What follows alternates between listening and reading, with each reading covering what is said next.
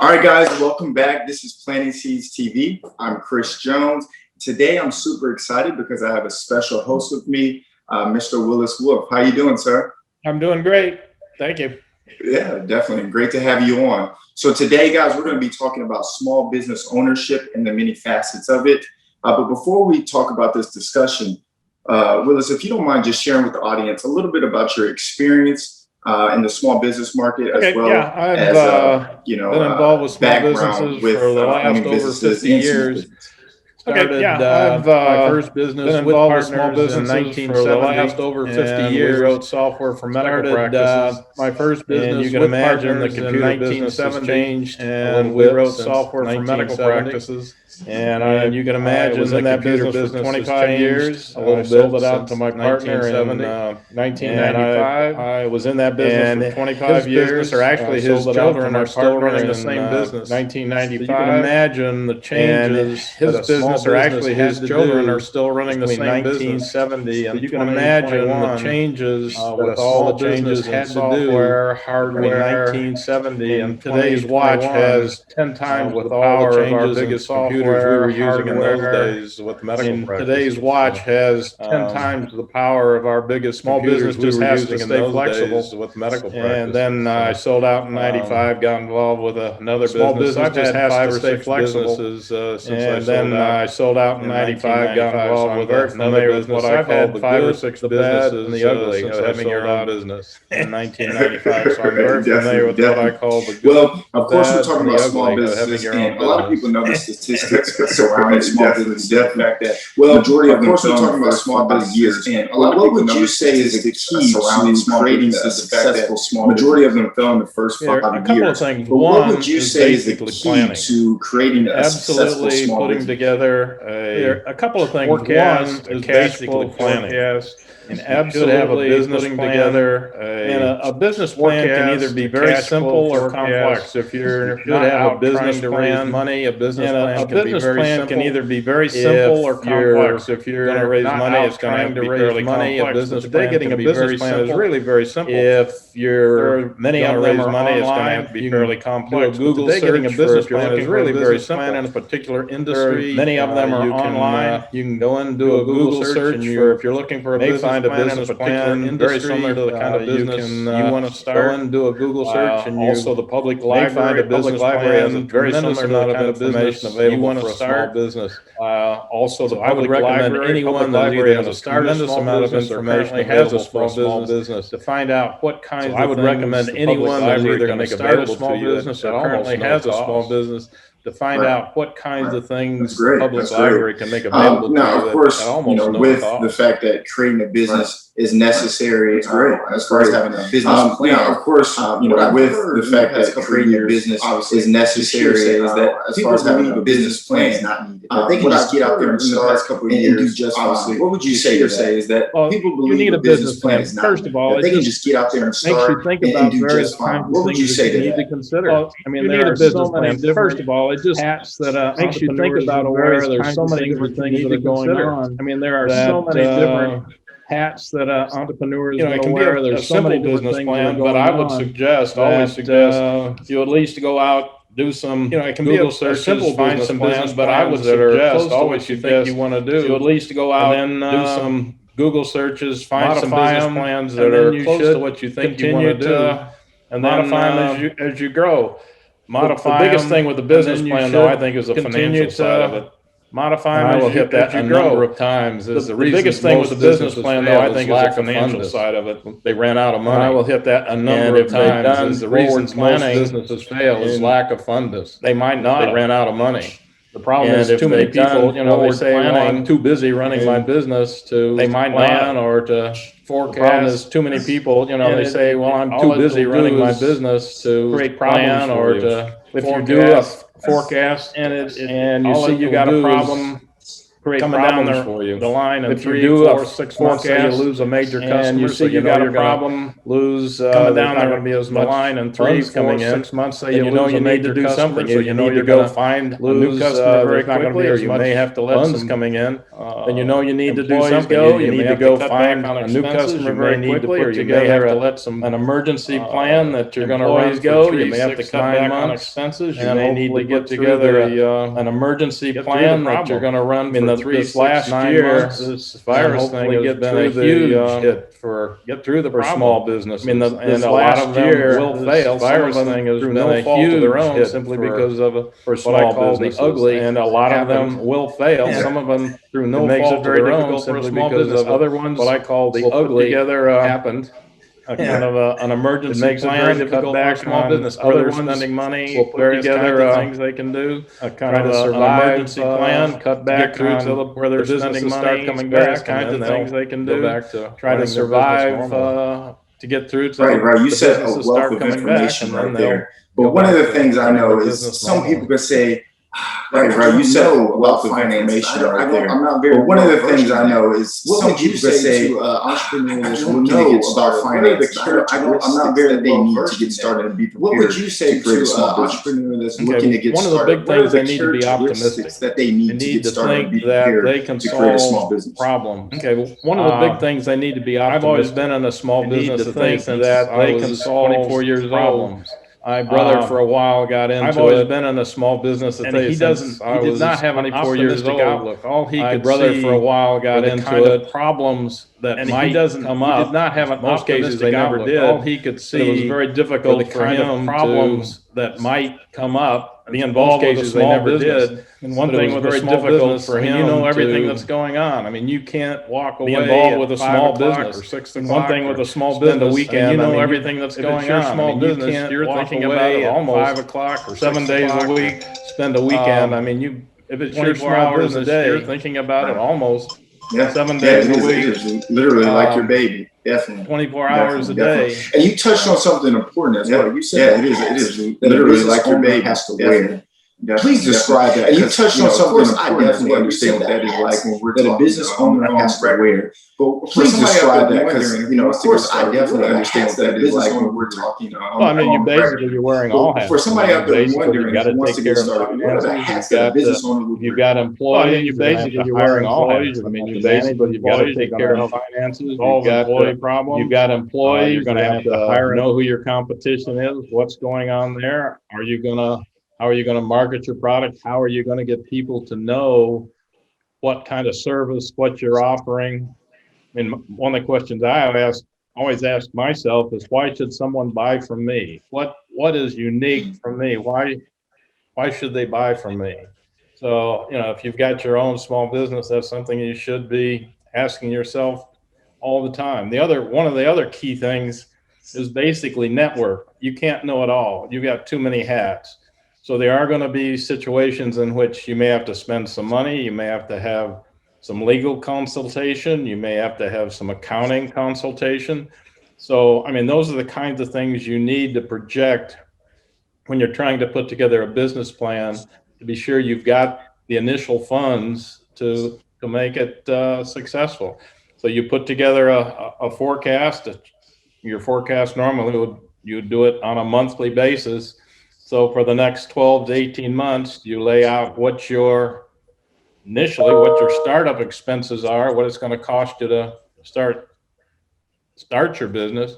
And then every month you're going to have various kinds of expenses. So you need to know what those kinds of expenses are, and you need to list them out. And month by month you proceed out. Then as you progress, you're either meeting your plan or not meeting your plan. If you're meeting it or doing better, that's great. If you're not, then you need to know you need to do something. You don't want to wait until all of a sudden you wake up one morning and you have no cash in the bank and you owe all kinds of money. Right. It's too late to do anything by that point. That's why you need to, I say planning and forecasting is the most critical thing a small business can do. Now, there are things that you can do. Normally people often say, well, I've never been in this business. I don't know how to set up a forecast. Well, there are a couple of ways to go about that. One of the ways is contact other people that are in the same business or in the same industry.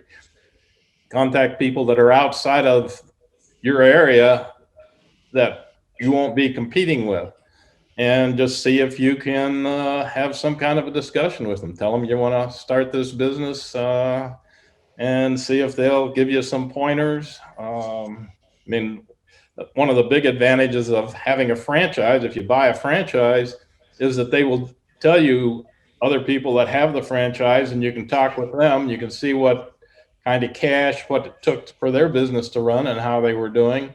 So you can do the same thing. You just have to call other people that are in the same industry, and and it may take a number of calls. One of the things I've had people tell me, well, I really want to start my own business, but I'm kind of shy. I'm kind of afraid to talk to people. So that won't work. You need to call people. You need to talk to people. You need to ask them questions. You need to ask them to help you out. And big percentage, people may say no, but you don't take it personal. You just keep at it. One of the biggest things is networking. Get yourself a group of people that you can contact and work with. Some cases, you may have to pay them something. In other cases, they may be able to just like to help you out. Right. Other thing that often people say, well, I want to start a business, but I don't have much money. I really don't quite know what to do. And one of the ways you can do is go out and find a small business that you might like, talk to the owner, see if you can put together some kind of a plan, work for them for a year or 2 years or something like that. One of the biggest problems with a small business is, if you want to sell it, if you want to retire, if you want to do something else, is finding someone else that'll buy that business. A small business is only worth what somebody is willing to pay for it. It's not like a house or a building or anything else. There are just so many different. No two businesses are exactly the same. So it basically is whatever the two parties agree on. That's what a business is worth. And then once you figure out what you think it's worth, what the other person thinks it's worth, and if you're trying to buy it from them, there are all kinds of different ways you can buy it. It may not be cash up front.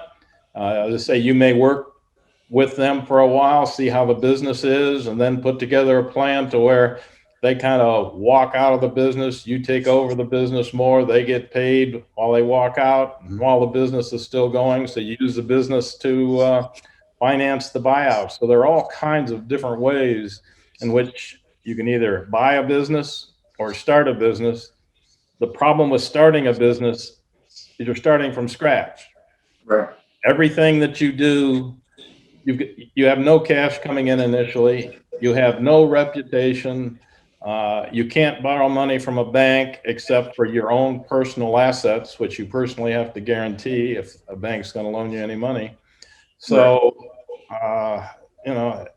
starting from scratch is difficult. So again, I always tell people, if possible, try to find a business that you'd like to get into, or you've got some experience in, or you feel has some real opportunities, and then see if you can find some way that you might be able to become an owner that way. Because then the other big advantage you've got is you can see a history of the business. The person that owns that business, he's got tax records. He should have various kinds of records that you can look at to see. That's how you determine what a business is worth. But let me ask you, and let me ask you this, because you touched on a lot of information there, and that was really helpful. Because somebody that is starting a business or wants to buy a business, sometimes, the majority of the time, right, they want to go into this venture maybe alone. But what if they bring friends and family? What would you say to that? Is there any areas of cautionary that we should think about? Or that one's. It really depends upon the people. Most of my businesses, I've had partners, and I've had good partners, which we got along fine. We all had similar kinds of backgrounds. We were all about the same age. But when you get into a business, there can be disagreements. I mean, people can have valid reasons. The first business I did for 25 years, basically 3 of us ended up owning it. And one of them was the guy that wrote all of our software, and I was out selling it. And I used to go out and I'd sell something and I'd come back, told him what I'd sold, and he'd get all upset saying that, we couldn't do that. It would cost too much. What have you. We get into some interesting arguments. Right. But we were both trying to make the business successful, trying to make it profitable. But then usually about 2 weeks later, he'd call me in and say, "Here, let me show you what I did." And he'd make it work. So, Right. so I mean, there's some advantages of having partners. Ideally, you'd like to have a partner that maybe kind of covers your weak points. Sometimes having a partner that has experience actually in a business, previous in a business. Truth matter, as a partner that's got money and funds is always a good partner to have, as long as they don't want to control it. So personalities have a big to do with it. I always say having a partner in a business is kind of like being married. You just need to understand that you won't always agree. And in business, if you're going to have a partner when you're starting out, you should have what in a marriage would be called a prenuptial agreement, but basically have an agreement that says if you all decide you want to part company, what are the rules? How do you determine the value of the business? When the value is determined, how is it going to be paid off? Over how many years? Maybe even a low interest rate. So you try to put some of those plans together before you have problems. Normally, most business problems are created after a business is successful. When there's money, Right. then often 1 or 2 of the partners feel like they're doing more than anybody else and they should get paid more. So yeah. Gotcha. Of course, people say, well, at the beginning we don't know how to do it. Well, in some cases, I mean, you just need to get legal advice, and there's some standard approaches to putting together. Right. And you said earlier, obviously, the power of networking, how important that is. You also said consulting with people, and I've been lucky to have you as a mentor to share a lot of information throughout our time. For people out there that do want to find some type of consulting and information, where would you recommend them to go? Well, of course, I mean, the organization I work with is called SCORE, which basically is sponsored by the federal government. It's as part of the Small Business Administration. They pay for our expenses, and then almost all of us donate our time. Most of us have got experience with all kinds of different types of businesses, some of them large businesses, small businesses. My background is all small business. Some people have marketing, sales backgrounds. So if you need more detailed information in that area, we can find people to help you there. So SCORE is a good place to start. The other place is just talking to small businesses, talking to find out who the owner is, the local small businesses around. I mean, there are business organizations that you can join. And I recommend strongly to do that kind of thing. As I say, if it's your own business, you're thinking about it, working about it 7 days a week, 18, 20 hours a day. And, you've got business cards. Anytime you get a chance to meet somebody, talk to somebody, you explain what you're doing, ask what they're doing. And I personally think you should also build up a network of people. In the old days, you had to keep them on 3x5 cards. Now you put them on a computer and they'll keep track. You learn, what their birth dates are, how many kids they got, how old they are, what's going on. Right. Developing relationships. I mean, if you've got a small business, you're going to be involved in selling. And the best way to sell is developing relationships. And that normally takes time. That's one of the reasons why starting a business from scratch is so difficult, is that it just takes time to work with people, for them to develop confidence in you. But networking in a small business is an absolute key. And if you've got a problem, you need to face the problem. You need to talk to people about what your problem is, see if they got any suggestions they can do to help you. The one time you do not want to go to a bank is when you have a problem. Bankers only want to lend money to people that don't need it. So you really try to go to a bank when you don't need it. You set up what's called a line of credit, or some way in which you can use the finances of the bank if you need to, but do not wait until you're desperate, because they won't. But again, they say there are people around, your neighbors. If you've got kids in school and you're involved with the parent organizations and with other parents, I mean, you should be just talking all the time. I mean, now you shouldn't talk all the time. You need to listen a fair amount too, but at least try to develop relationships. And then when you develop them, try to maintain them over an extended period of time. I mean, you don't want to be fake, what have you. I mean, but people are interesting, so right.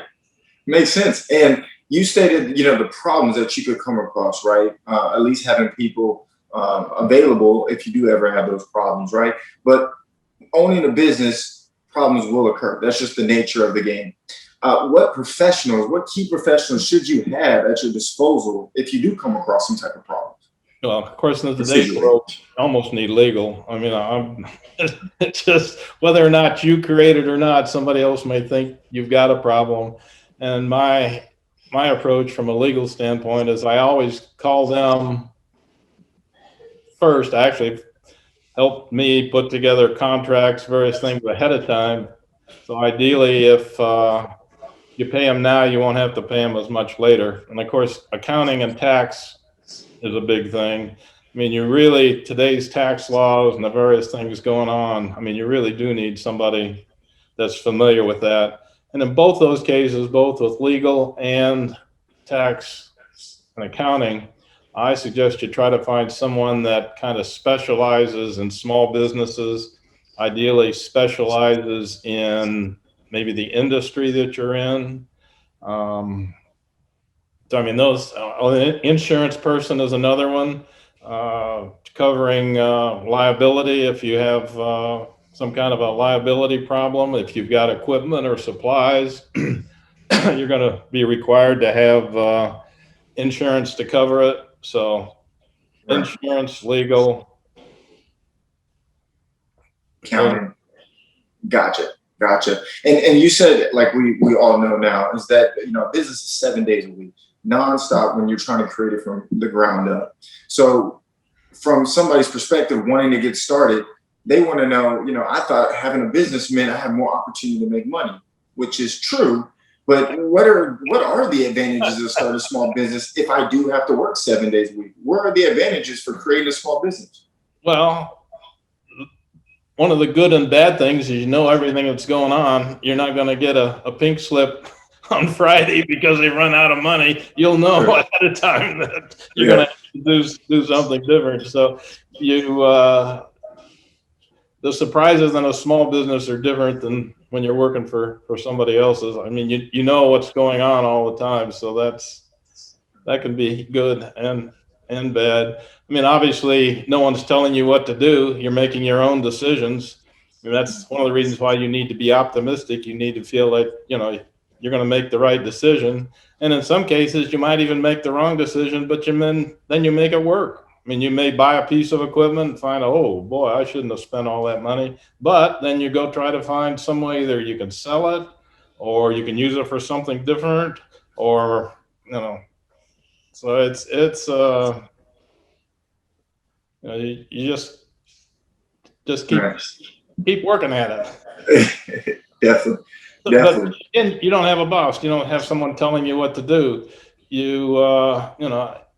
When I had my own businesses, I had kids that were playing soccer, and I mean, I went to almost all their soccer games. At some point, they were on some traveling teams. So I was one of the few parents that went on almost all of their traveling excursions. Now, one of the advantages of businesses I was in, some of them I'd actually tie in a business trip associated with the the soccer tournament so that I could expense it as a tax write-off. So I mean, that's one of the big advantages you got, is that I got to do a lot of things with my kids that people that were working for somebody, they're either going to have to take vacation time or not. And I could go and do whatever I want. My partners, they did the same thing. So it does give you freedom that you don't have otherwise, but it is with you Right. 7 days. Right. The freedom, the flexibility, that sounds great. As you know, right now, it looks like you are somewhere else in Florida, just living it up based on your background. So that is great. The years I've got, I can tell you times where there were times I was wondering why in the world I was in the business I was in, and we'd work through it, and Right. So it's a challenge, but when you get done, the other thing that comes up is, I mean, I've had employees over the years, and it's kind of exciting to see, in some cases, I know people that joined my first business right out of college. And of course, now they're got grandkids and retired themselves. But it's kind of interesting to see people mature, help them mature.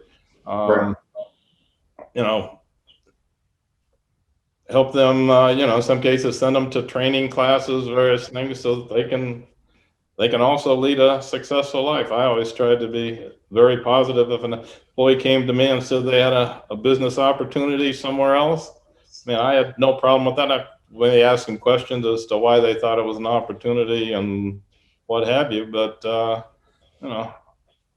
that's one of the nice things I liked. Well, challenging, dealing with employees is probably one of the biggest challenges outside of cash flow that a small business owner has, because managing people are very interesting. They will do things that you would never believe a person would do. That is that is the truest thing I've ever heard. And you stated earlier about the taxes. You went on a soccer trip with your child. What's the importance of the tax laws for people that don't know about owning a small business? Why is that so important? Well, I mean, basically anything associated with the business, you can take it as a business tax deduction. You've got to document it. I mean, as long as you've got a valid reason for doing it and you document it well, in most cases, you should have very few problems. That as long as you document it well and there's an obvious reason for doing it, I doubt very much you'll have any problems with it. That's another reason why you should have professional tax advice. So they'll tell you whether or not something is you can do, should do, or if you do, will be a red flag, and then you make the decision as to what you think. I always taxes. The federal government is one agency you do not want on your back. So and that's why you get professional advice to try not to have that particular problem. Very true. Yeah, you don't want to mess with the IRS. So now, obviously, we talked about, we've been talking about freedom, flexibility. There have been numerous people, friends or acquaintances that I know of that do want to get into the small business industry, or they're currently in it, but they're also working in a corporate setting. What are the benefits, would you say, if you're owning a small business and doing that full time versus working for somebody else in a corporate setting? Are there any benefits? I mean, the biggest benefit is you're just making your own decisions. You're not depending on what someone else is telling you. Now, some people like that. I mean, some people like the military. They like somebody telling them what to do all the time, and they just follow the rules and follow what people tell them to do. But if you're an individual that likes to do your own thing, wants to do something different, or that's where that appeals to the small business. You just have to be smart about it, and you have to understand, again, there are good things and there are bad things, and sometimes things happen that you have no control over. So you just have to understand it. one of the things you try to do with a small business, you do try to plan, as I say, plan ahead. And there are things that you can do, like set up a line of credit with a bank when things are going well. Those kinds of things. Keep some cash back, don't spend it all. It becomes very critical for people that are industries that go through yearly cycles. Like some businesses, most of their cash comes in over the holiday seasons. So at the end of the holiday seasons, they've got a lot of cash, but they better plan on it because come summer, they may not have that kind of that. So cash flow in a small business, we keep coming back to planning and trying to monitor cash is probably one of the biggest things you can do with a small business. Right, and you said some things you can't control, right? We talked about employees and things that you could never imagine that could happen. How can you, or let's unpack this. How big of an issue is employee turnover? Well, it depends what industry you're in. And some of it depends on how you treat employees. I mean, I always tried to treat employees the same way I wanted to be treated if I was an employee. I actually, even in a small business, I had reasonable health plans. They weren't the most expensive. They were probably a little on the less expensive side, but I did have health plans. I actually set up 401ks, which basically is, as a owner, I would actually match part of their salary because I thought they should save for, retirement or as a rainy day crisis kind of a thing. So, but employees are challenging. I mean, even if you do all the things you think are right, you'll still have some employees that think they should be paid more and should have to work less and what have you. So it's just kind of the way of human nature. Definitely. And one of the things that I've learned throughout my time owning a small business is trying to create the culture of winning. What would you recommend, or what would you say is important to create a winning culture in the company that you're trying to elevate to the next level? Well, you need to be positive. You need to, kind of keep the employees informed as to what's going on from a business. I mean, not necessarily giving them all information because that may scare them, but just kind of keep them informed of what's going on in the business. If they've got a problem, you'd like to hear about it. One of the things I always told my employees and the supervisors that work for me is that I did not read minds. I don't even try to read minds.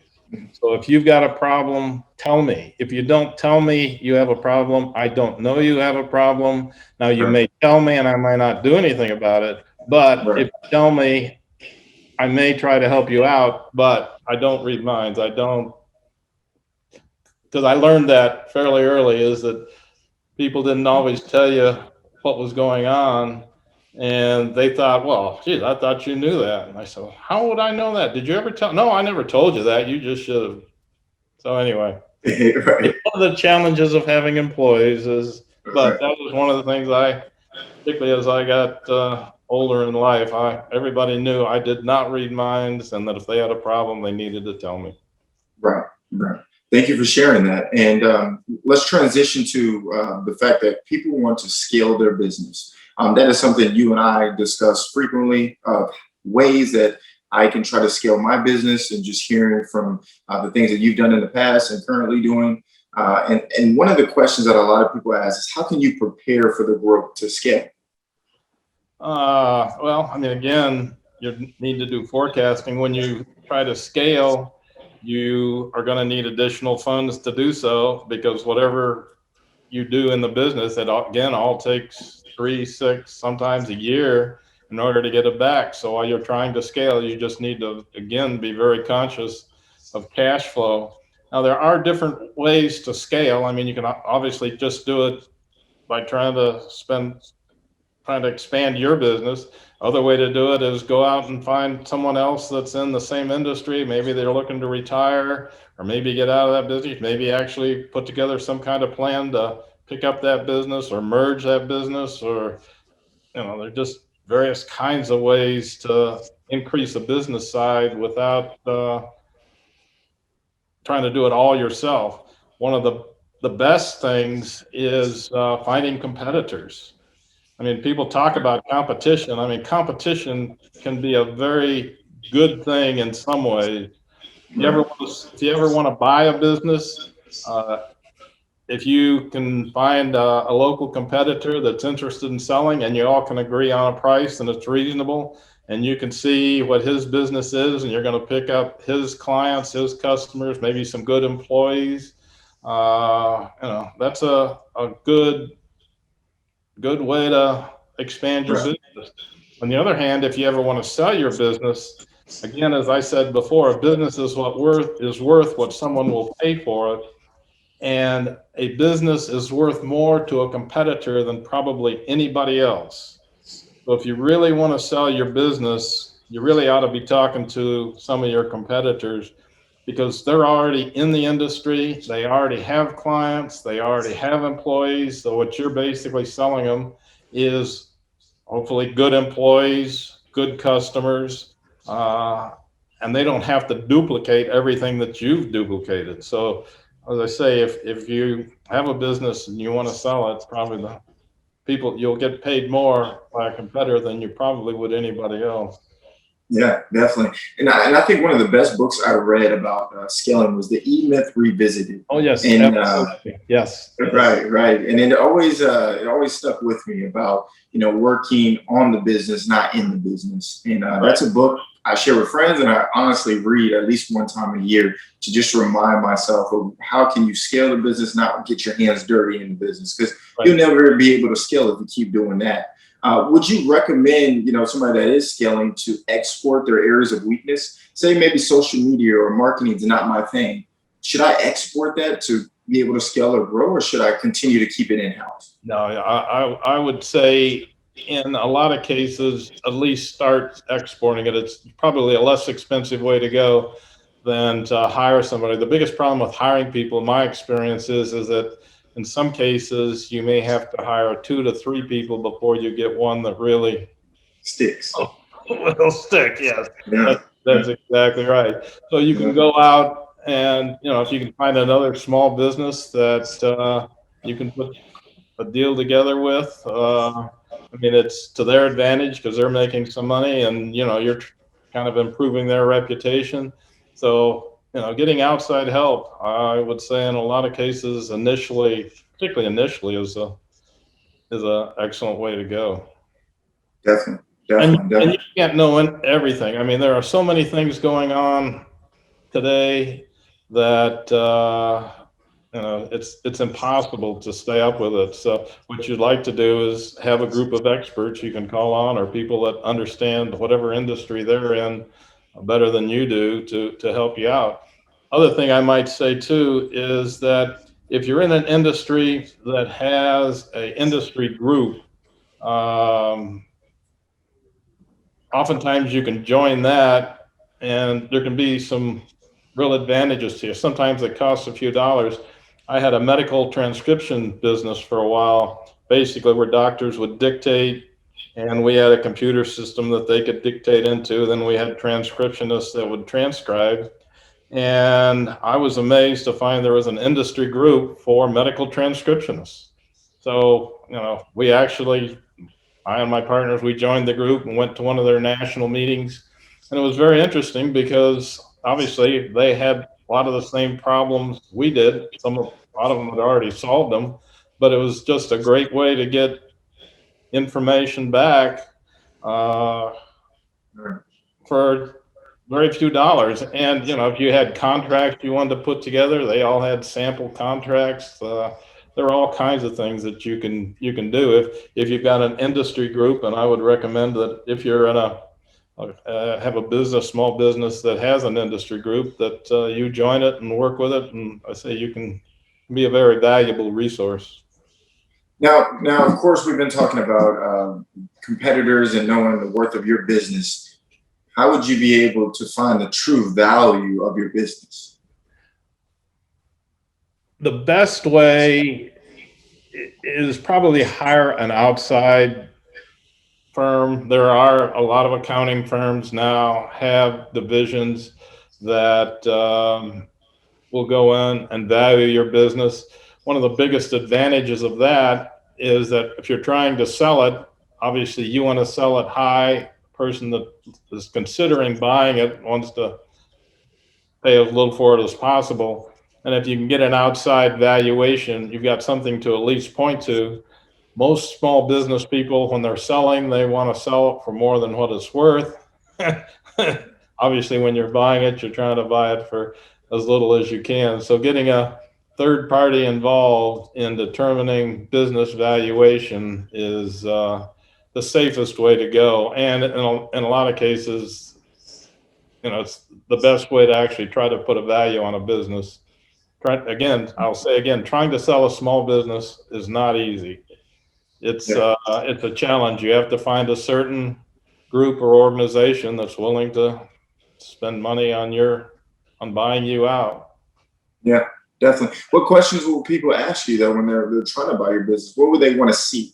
Oh, the big thing they want to see is tax returns. So if you're looking at a small business, you'll get 3 to 5 years worth of tax returns. Look at them. The small business owner will then tell you, well, I really did a lot better than what I showed on my taxes because I didn't want, you know how it is. I really didn't want to pay. But what you say, if you're the buyer, you simply like, well, that's all that I can really trust because that's the only thing that, legally you've done.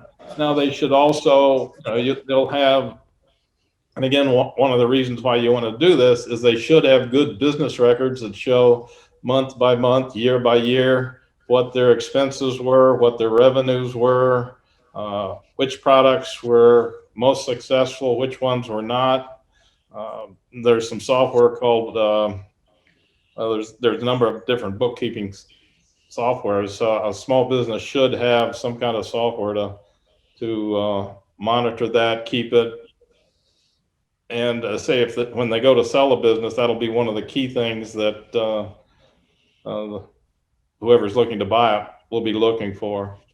But Definitely. tax returns are the best ones because they're the ones that they have said, this is what I've got, but I know in most cases what the reality is. Definitely. And last question for you, Willis, is a lot of people work in the corporate setting. And this is a question that I've heard a lot or by just, watch and hear people's opinions. When they are in the corporate setting, they have a small business, but they always want to know when is the right time to leave their corporate job and start their full business 100% entrepreneurship. When is the right time? What are you looking for before you make that jump? Is there ever a right time? Oh yeah, you got enough money coming in that you can live on it, and you can project it for 6 to 12 months. I mean, that's the safest way to do it. I mean, and of course, your wife's going to be on your back if you can't show her what's. That's why I'm not married yet, Willis. I'm not married yet. You don't have to prove it to anybody else, but most of us, we get into that. That's what she said. Right. How are we gonna pay these bills? So, so it's basically you need to build a business to a point to where you feel confident enough that you can proceed on. Now, on the other hand, I mean, even if you fail, you've learned something.